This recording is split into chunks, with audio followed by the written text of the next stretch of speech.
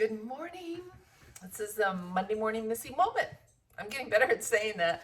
You guys, we are doing the flooring in the shed, and I have removed all of my office stuff. So I am surrounded by a disarray of piles of boxes and crap. So it's interesting because we don't need paper products anymore, do we? So I have all filing cabinets, I have files, I have all the stuff to make beautiful brochures with, but nobody's using them anymore. So anyway, what I wanted to talk about today was pulling comps for a CMA. So comparative market analysis, which I think is kind of, I don't know, it's harder now. I think, and going in from these next 6 months to the next year is going to be harder than ever for agents to pull comps, because our sellers are so stuck on, my neighbor got blah blah blah over the list price and they sold in 2 days and they had 12 contracts. Well, you guys have got to be the sanity check. So this weekend, I had the opportunity to help folks that were trying to get divorced, or are getting divorced. We were trying to find a number for her to buy him out, but it couldn't be the highest number. It can't be the lowest poopy number also. It's got to be a happy median number. So that number is totally different than working with a seller, a traditional listing or seller that we're trying to find. Okay, what's the strategy here? We want to end up at this number, but how are we going to get there? So with the first crowd, I was pulling comps from Park Ridge, which usually Park Ridge is super consistent. I mean, you get rid of the zero lot lines, you get rid of the townhouses, obviously. Then you have colonials, most all 3-level colonials, 4-bedroom, 2.5 bath. Some of them have finished basements. Most everybody has a deck. Most everybody has a fenced-in backyard. But looking at the colonials, and those of you who call a house a traditional, or I don't know where and how everybody gets their idea of what a Cape Cod is, what a bungalow is, what a rambler is, what a raised rambler is, what a colonial is, and a traditional.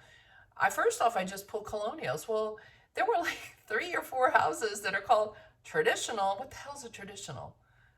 Anyway, I had to go back. So when you guys are pulling comps, make sure that you pull the general look first. And then obviously we all use finished square feet, bedrooms and baths. And then those of you who are listing agents who are not smart enough or don't care enough to actually put the finished square feet for the lower level in, you're doing everybody a disservice. Just do it right. You can actually figure this out. And if you hire a professional photographer, most of the photographers now will actually map out the house for you with the bedrooms and the bathrooms, all the dimensions for all the rooms, and then they'll give you the finished square feet also. So just do it right. Just go ahead and get your money's worth, and do it right. But anyway, back to the variables. The other thing I like to use as a variable when I'm pulling comps is the tax assessed value. Your assessed value obviously is nowhere near what your appraised value would be, but it's what you pay taxes on. So if your basement is finished, that assessed value should be a little bit higher than the dude that doesn't have the finished basement. So anyway, those are the variables that I was using. And then I noticed, I'm like, oh my God, these comps are all over the place. There was a house that sold at $475. There were some that sold at $515, $520, and then there were some that sold at $6 something. Well, obviously the $6 somethings had a 5th or a 6th bedroom, which that's all good. Then you can adjust your thoughts for that. So then as I decided to really look deeper into these, I thought, I'm going to call the agents. You guys, sometimes you have to pick the phone up and call the agent. And I called the buyer agents on either of these just to see, what the heck, why are they so low? So the 475er had been a rental for years, had been ridden hard, needed all new everything, new appliances, new carpet, new paint, new whatever. a cash buyer closing in 2 weeks with no contingencies whatsoever. So those folks are maybe well buying it as an investment also, as a rental market, or as a rental product for the rental market. So as a seller, they took that offering because they knew the house was a piece of crap and needed a lot of love. Then there were no contingencies for them to even worry about. And if you had been an owner that was no longer local, that you were just an investor basically at that point, and you wanted to just rent it out, you want to get that monkey off your back probably before they saw the light at the end of the tunnel, that things were slowing down, that the market interest rates were going up, and that the buyers were going away. So they ran with it. They took that offer. The agent was super sweet. She didn't tell me everything. Nobody has to tell anybody anything, but we have to help each other in this market or we're all screwed. So the next thing, I called on the two that were lower sale price, the I think it was 505 and 515. So to me, they were like glaring, saying, something was wrong with me. So that's why I was able to sell at lower price, or I sold at lower price. Well, come to find out that polybutylene piping run through them. So polybutylene piping, for those of you who don't know, it was a flexible piping in lieu of, cast iron or whatever, back in the day that was out there. They went to this, and it had copper joints, was one of the things that they were doing as a fix, because this piping got to a certain amount of years in service, and that it started springing leaks everywhere. So polybutylene piping, there was a civil court case that went to, that everybody was paid out. So people apparently used the money in lieu of repairing or fixing or replacing the polybutylene piping. They bought a car or finished some of the part of the house or whatever, but they didn't put it towards what they should have put it towards. So when it comes time to sell the house, if you didn't do this, it's gonna bite you in the butt. So that's what happened with those two listings. They had polybutylene piping. The seller said, peace out, I'm not doing anything. And yes, we are aware of our problem, and we're gonna sell lower, and we're gonna make the lower sale price more appealing to people, and they sold and they were done.